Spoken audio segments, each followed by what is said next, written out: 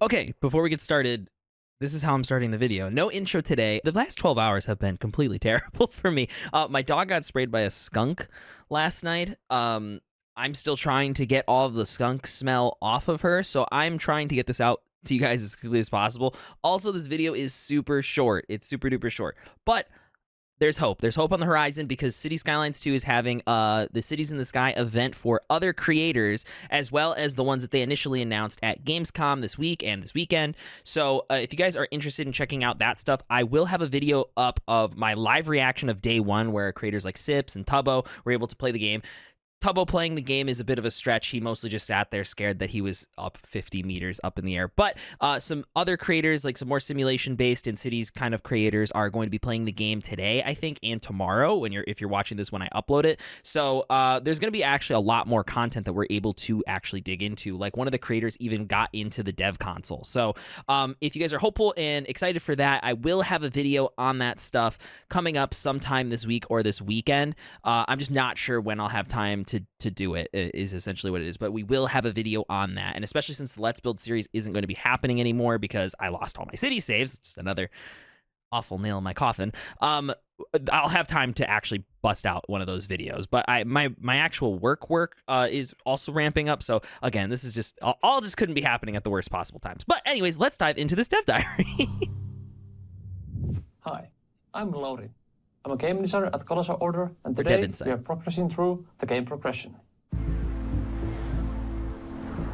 Look at that intro shot. Look at that intro shot. They're just showing off. They're showing off the cinematic camera. Look at this. Oh, goes under the bridge. That's so Just good. like in Skylines 1, in Skylines 2, we have the milestones. In Skylines 1, the milestones were... All right, if you guys... Hello? My web browser keeps crashing. I hope something catastrophic isn't happening on my computer. If you guys remember from City Skylines, all the other City Skylines dev diaries, I'm gonna try to do as little edits in this as possible. I'm sorry, guys. I gotta get other stuff done today.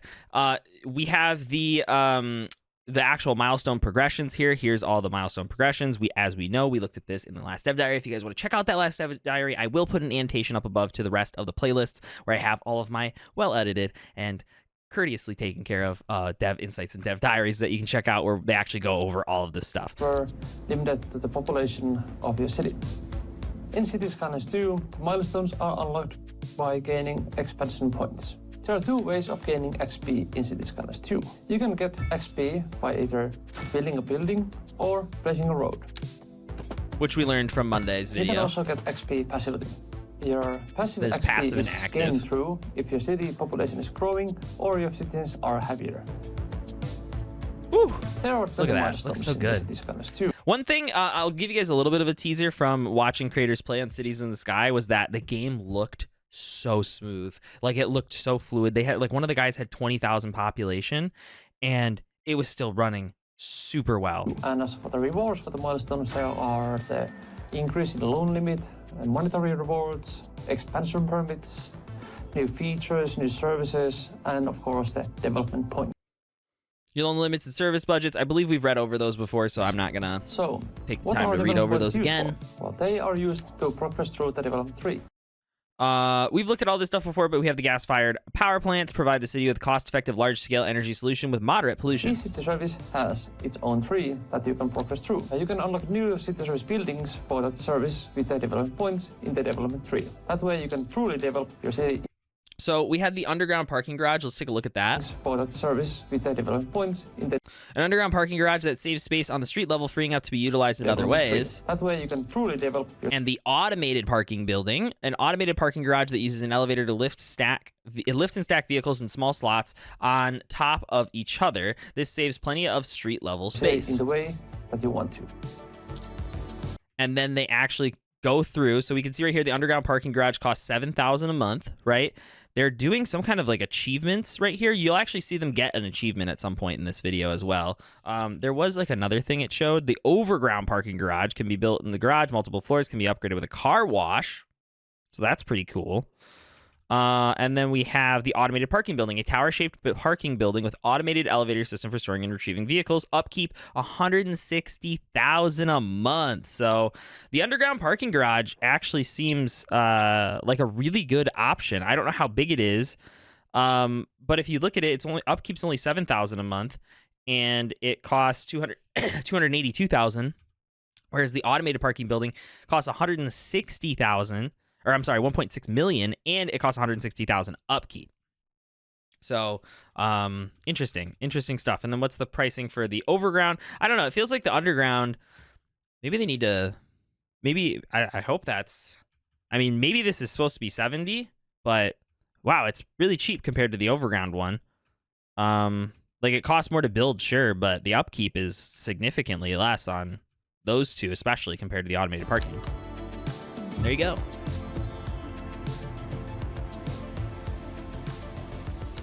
For example, if the player really wants to focus on the public transportation in the city, they can spend their They showed off the description for the airport, which I think we've seen before, but there was something else I think in front of it. Let me take a look here and see if it showed off something else. So we also the international airport. Here we go. The large international airport hub allows citizens ultimate freedom of travel, integrated train stations, taxi stands, and a plentitude of tax-free services to ensure citizens and tourists alike enjoy their trip, increase their attractiveness of the city, and the effectiveness of offices and commercial companies.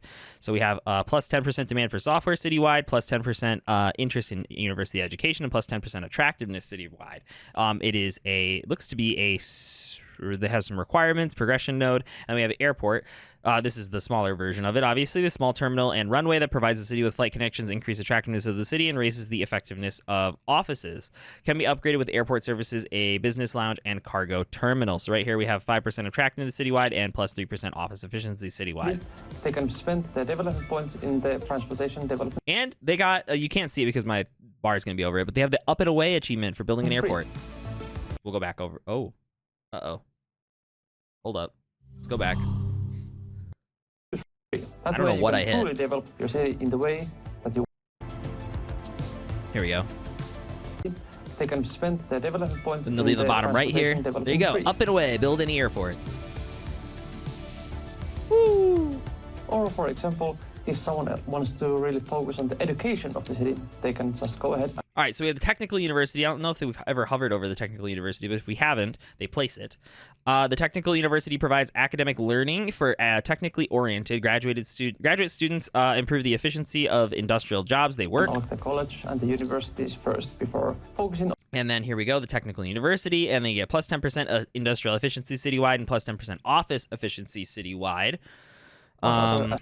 It actually said, hold up. It said what they can be upgraded with an extension wing and a workshop upgrade. So that's pretty cool. Aspects of the city. So once you place this building, also you unlock the oil refinery, which is a signature building. Oil that once just used to uselessly lie underground is fashioned into many different substances in this very refinery. So very good. There we go. I think the players are going to like the freedom that the development tree brings them, because that allows them to develop the city just the way they want them. I usually like to advance through the roads development tree first, because that allows me to build the highways just the way I want them. We, the developers, cannot wait to see how you're going to develop your own cities. And that's it. As I said, it is a short one this week. There was really not a lot. The dev diary was really short too. So, but if you guys are interested, we will be probably uploading on the channel some breakdowns of what players, what creators are able to see and do at the Cities in the Sky event that is happening at Gamescom. Which was pretty cool. There was some really cool stuff that we were able to see from it. As I said previously, we had Martin. I don't know. I'd never heard of him until yesterday, but he was able to. He'd basically been playing the game beforehand, so he had a pre-made city kind of to come into the event with, and everyone else kind of started from scratch. So it was really good to kind of watch him. It was good to watch Sips as well, and it was also good to watch RT Games, because RT Games was like breaking the game.